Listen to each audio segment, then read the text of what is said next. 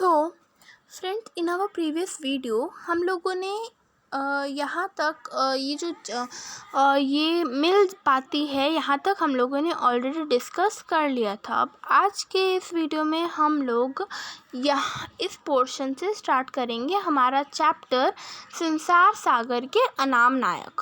तो first video में हम लोगों ने इंट्रोडक्शन ले लिया है। If you have not seen then उस वीडियो को देखिए सो दैट आपको समझ में आ जाएगा कि ये किसके बारे में है, और उसके बाद फिर आप ये वीडियो देख सकते हैं। सो यहाँ पे क्या बोला गया है, लेकिन एक समय था जब बहुत से क्षेत्र कोली जाति के सदस्यों को अपने यहाँ बसाने के लिए कई तरह की सुविधाएं जुटाते थे। तो मतलब कि ये जो कोली जाति है इनका उस समय पे इतना आदर किया जाता था कि कई सारी जो दूसरी जाति है या फिर जो दूसरे जो लोग हैं, जो क्षेत्र है, वो बहुत सारी सुविधाएं जुटाते थे ताकि ये जो कोली जाति है यहाँ पे आके रह सके। महाराष्ट्र गुजरात के अनेक गांव में उन्हें जो ज़मीन दी जाती थी उसका लगान माफ़ कर दिया जाता था। तो महाराष्ट्र, गुजरात या फिर इस जैसे क्षेत्रों में या किसी भी गांव में जब उन्हें कोई ज़मीन दी जाती तो उसका जो लगान था वो नहीं लिया जाता। ठीक है, ऐसी ज़मीन बारा या वारो कहलाती थी। तो ऐसी ज़मीन जिससे कोली जाति को दिया जाता था और उससे लगान नहीं लिया जाता था, उस ज़मीन को बारा या फिर वारो ज़मीन बोलते थे। सचमुच लोह पुरुष थे अगरिया। यह जाति लोहे के काम के कारण जानी जाती थी। तो यहाँ पे हम लोग कोली, कोरिया, मिर्धा, ढेर या फिर बुलई और गजथर के बाद हम लोग देखते हैं अगरिया जाति को। तो यह जो जाति थी ये लोहे के काम के कारण जानी जाती थी। ठीक है, कहीं कहीं अगरिया तालाब भी बनाते थे। तालाब खोदने के औजार गेंती, फावड़ा, बैल, मेटाक, तसले या तगाड़ी बनाने वाले लोग उन औजारों को चलाने में भी किसी से पीछे नहीं थे। बैल से ही बैलदार शब्द बना था। तो ये लोग जो है बेसिकली लोहे का काम करते थे, बट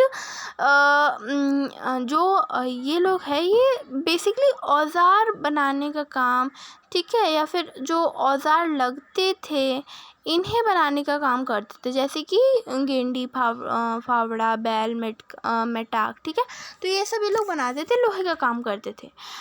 लेकिन कभी कभार ये तालाब भी खोदते थे। तो बैल से ही जो शब्द बैलदार है वो निकल के आया है, जो कि एक दूसरी जाति है। माली समाज और इस काम में लगी परिहार जाति का भी तालाब बनने पर उसमें कमल कुमुदिनी लगाने में योगदान रहता था। तो जैसे कि घर बनता है उसके बाद घर को सजाया जाता है, सिमिलरली तालाब जब बना तो तालाब को भी सजाया गया।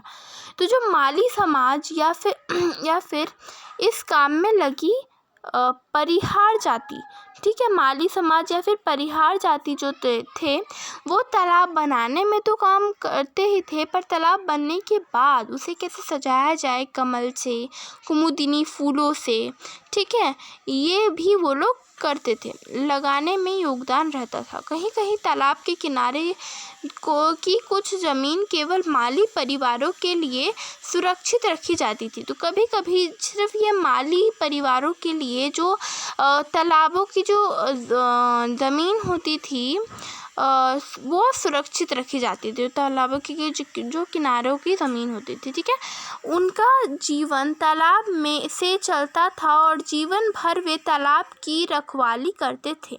तो उनका जो जीवन था वो तालाब से ही चलता था और तालाब को ही को वो लोग दिन रात उस तालाब की रखवाली करते थे।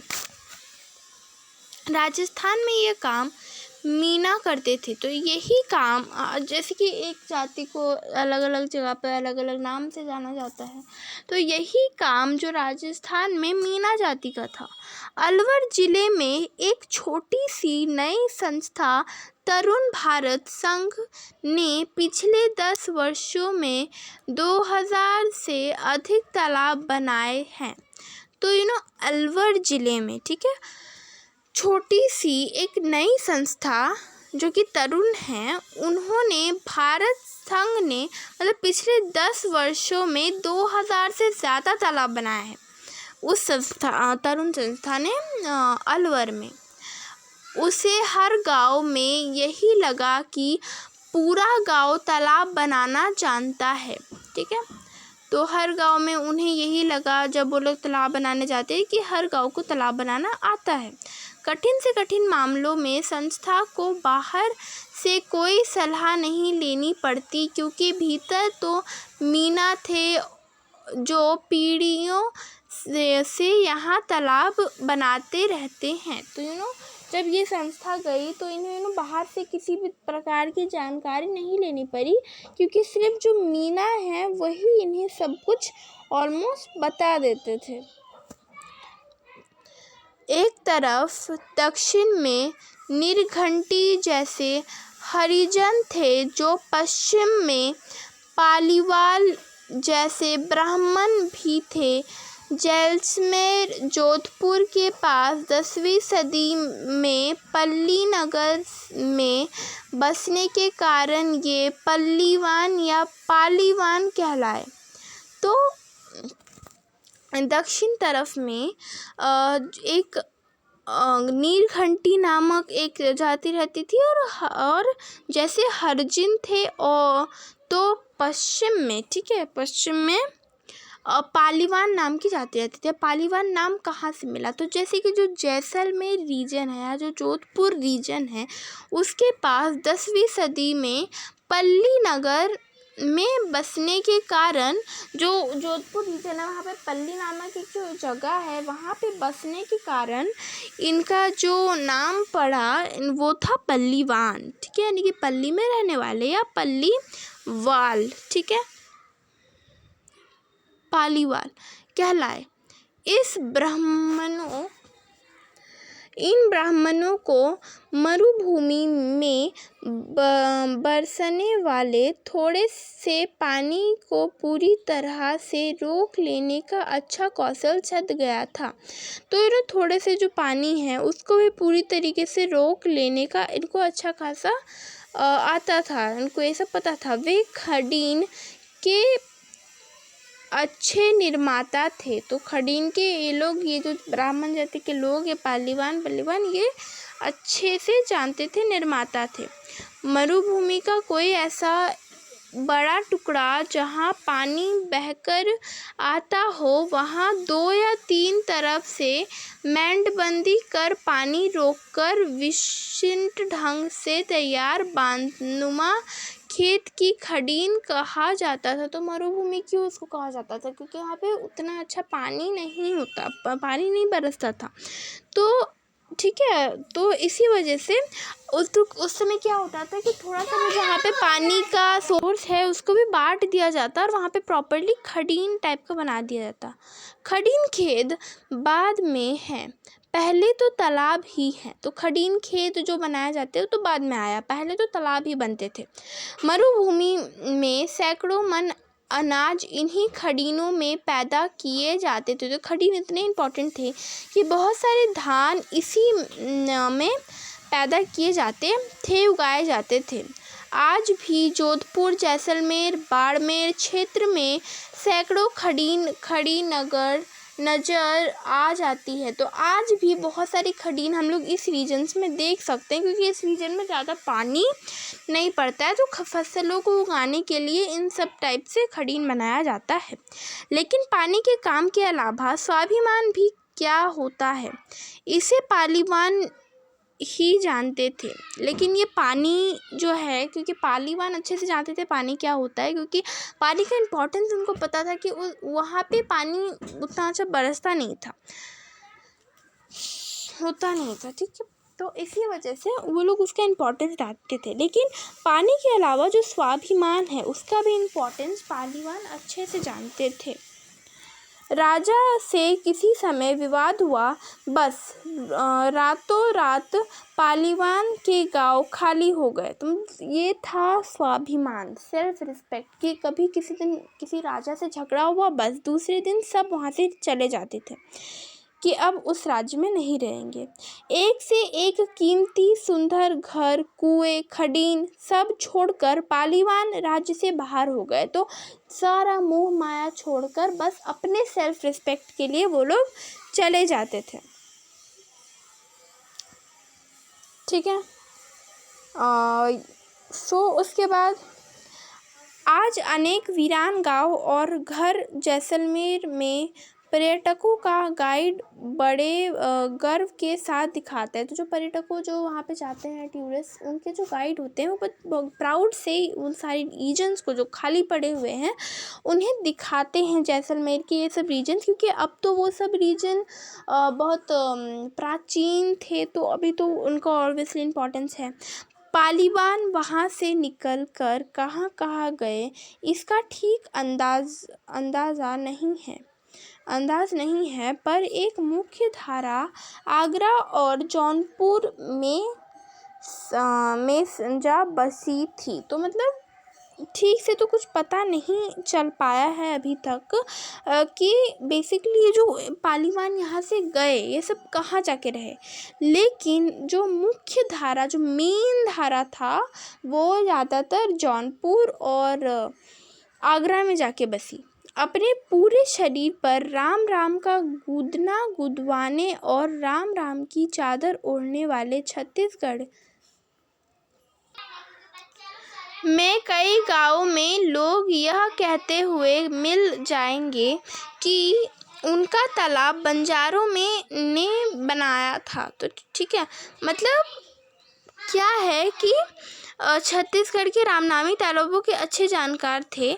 मिट्टी का काम राम का ही नाम था इनके लिए, यानी कि जो ये लोग थे बेसिकली ये लोग राम जी के बहुत बड़े भक्त थे। ठीक है, तो राम जी की चादर ओढ़ने वाले और पूरी तरह से उनके भक्त, तो छत्तीसगढ़ के ये रामनामी तालाबों के अच्छे जानकार ये लोग थे। मिट्टी का काम भी इनके लिए राम का ही नाम था, क्योंकि इनके लिए हर जगह भगवान ही बसते थे। रायपुर, बिलासपुर और रायगढ़ जिलों में फैले इस संप्रदाय के लोग छत्तीसगढ़ क्षेत्र में घूम कर तालाब खोदते रहते हैं। तो जैसे कि हमें पता है कि कजथर कोई एक जगह रह के तालाब खोदते हैं, कई घूम के तालाब खोदते हैं, तो ये लोग घूम कर तालाब खोदते थे। और ये लोग क्यों करते थे? ये लोग सिर्फ इनको लगता था कि तालाब खोदना राम जी का नाम लेना है, इसी वजह से ये लोग भगवान के लिए सब करते थे, क्योंकि वो उनको अच्छा लगता था। संभवतः इस घूमने के कारण ही इन्हें बंजारा भी मान लिया गया था। तो यही घूमते रहते थे, इसी वजह से इन्हें वांडरर्स यानी कि बंजारा मान लिया गया था। राम नामी परिवार में हिंदू होते हुए भी अंतिम संस्कार में अग्नि नहीं दी जाती थी, मिट्टी में दफनाया जाता था, क्योंकि उनके लिए मिट्टी से बड़ा और कुछ नहीं। जीवन भर राम का नाम लेकर तालाब का काम करने वाले के लिए जीवन के पूर्ण विराम की इससे पवित्र और कौन सी रीति होगी। तो मतलब वो लोग भले हिंदू परिवार से बिलोंग करते थे, पर तब भी अगर कोई मरता था तो उसे अग्नि नहीं दी जाती थी, उसे मिट्टी में दफनाया जाता था, क्योंकि उनके लिए मिट्टी एक सेंस था भगवान। और वो लोग जब भगवान को इतना पूजते थे, तो इसी वजह से जब वो लोग अपना पूरा ज़िंदगी तालाब बनाते और राम जी का नाम लेते बिताते थे, तो इसी वजह से वो लोग चाहते थे कि पूर्ण विराम यानी कि वो लोग जो जिसमें जा रहे हैं उनका जो अंत हो वो भी मिट्टी में ही हो। और एक इंसान जिसके लिए मिट्टी इतना पवित्र है, उसके लिए इससे अच्छी बात और क्या होगी, इससे अच्छी परंपरा और क्या होगी, और इससे पवित्र क्या होगा। तो आज ये सब नाम अनाम हो गए हैं। सैकड़ों हजारों तालाब शून्य में से प्रकट नहीं हुए थे, लेकिन उन्हें बनाने वाले लोग आज शून्य बना दिए गए हैं।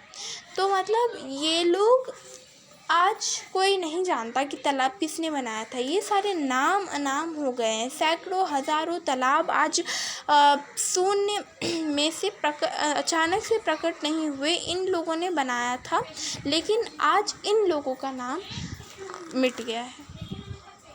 और इस कहानी को लिखने वाले लेखक अनुपम मिश्र। Thank you.